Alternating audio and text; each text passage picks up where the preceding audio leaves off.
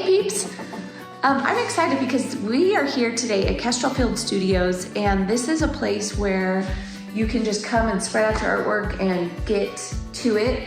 I've got to come here, I've invited other women to join me, and we have just had some awesome make time together.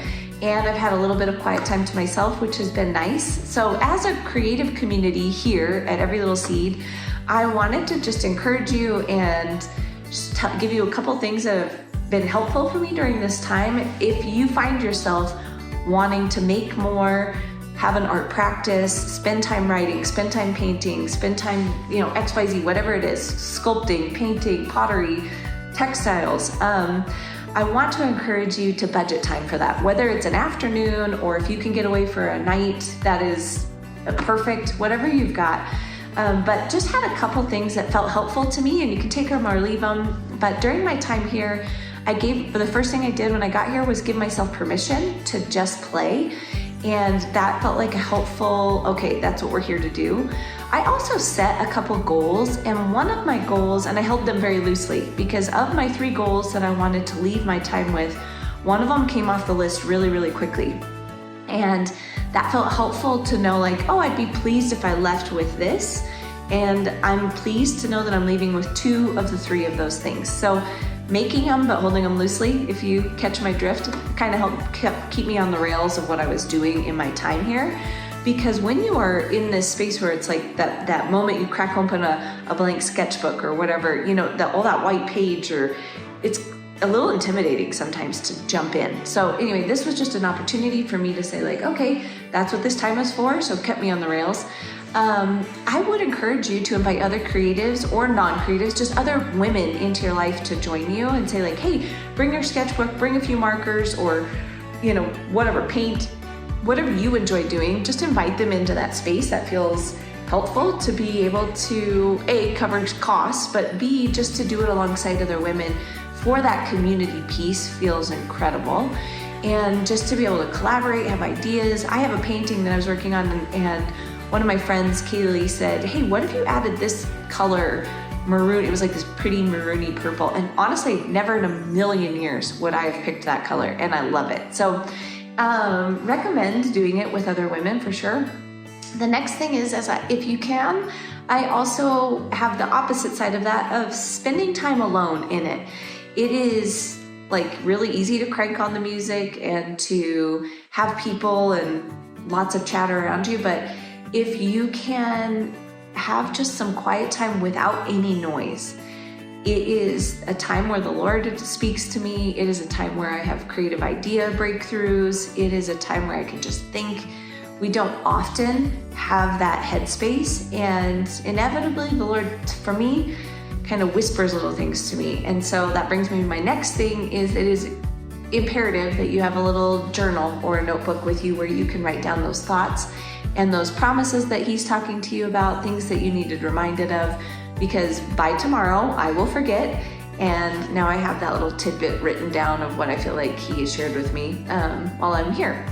Let's see, the next thing that I felt like was helpful to have, I made a little list here, was to push yourself through the ugly middle. I think almost all artwork, and I would assume with writing as well, as you get to this spot where it's like good and maybe even good enough to be done, to keep going and push through and push yourself even a little bit further. That feels like something that requires you to just stick with. And there was actually a painting I was working on while I was here that I thought, I hate this, I just want to paint all over the top of it. And I said, no, make yourself work out what's wrong with it. So I stood there, stared at it, walked around, stared at it, fixed some things, moved some things, erased a lot of work actually, which felt like a bummer. But in that process of pivoting back to what was good, moving through the ugly, I have found, oh man, so many different things that I've learned. First of all, I'll never use this color background ever again for as long as I live. But I also just have learned, like, oh, it's okay to rework things. It's okay to get rid of those precious parts that I feel like, oh, this part of the painting's so beautiful, I don't want to lose it. Well, Unfortunately, the composition wasn't right, so I had to get rid of it, and now the composition's better, but I've learned something of, hey, map that out beforehand, save yourself the time and trouble.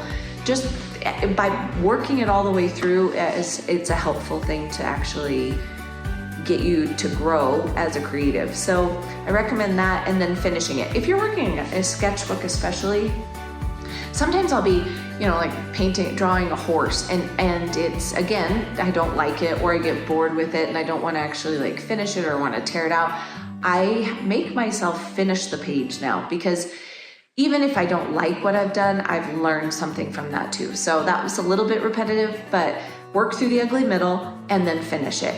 All of my pieces that I'm leaving with right now are still, they're not in the ugly middle, but I would say they're only some of them are in the ugly middle actually. But I would say that I'm not leaving with anything that's fully complete yet, but I am leaving with a drive to finish that. So, and then the last thing is, I think for me, I need to just stop making excuses. It's really easy for me to get into the work, business side of Every Little Seed, where we're, cranking it out and selling it and all these different pieces of it. But and I love doing that, if I'm honest, but there's also the pieces of it of creating and just making for the glory of God that I love doing, but often can get pushed to the side. So recommend just not making excuses. So if you're trying to write a book, or you're trying to write a short story, or you're trying to be a painter or whatever, XYZ, a potter,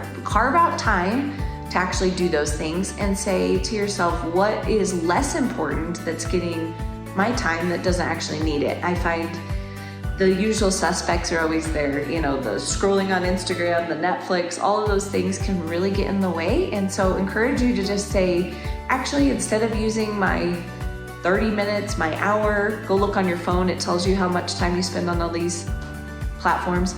Instead of spending time on that, say, okay, tonight instead I'm going to spend an hour in my X, Y, and Z, writing, sketching, whatever that is, and just budget the time, because I know that we all want to do more of this. So anyway, just want to encourage you, please show us your work.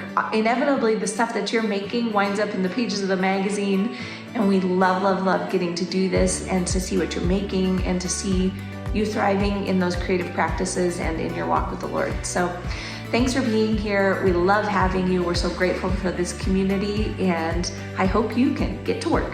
See you soon.